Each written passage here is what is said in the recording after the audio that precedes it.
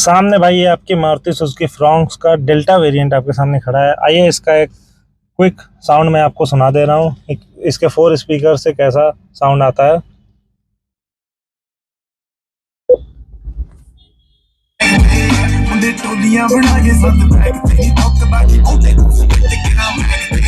मेरी महक ते महका विच भजदा है भौंकदी आ बैग ते गल समझ नहीं आउंदी पता चाहुंदी तू लग यारी जट्टां दे मुंडे ना हुण कहंदी फिरे नींद नहीं आउंदी शक्का रोटी वंड के ते बैरी रखा छड्ड के बड़े सानू निंद दे ते बड़े सानू वंड के यार मेरे संग दे जवान साबे यार ते बैरी गले तक ले नी जवान आउंदे नहीं आउंदे गली च मां किथे ता हथ नहीं फड़ाउंदे तू हथ नहीं छड़ाउंदी पता चाहुंदी तू लग यारी जट्टां दे मुंडे ना हुण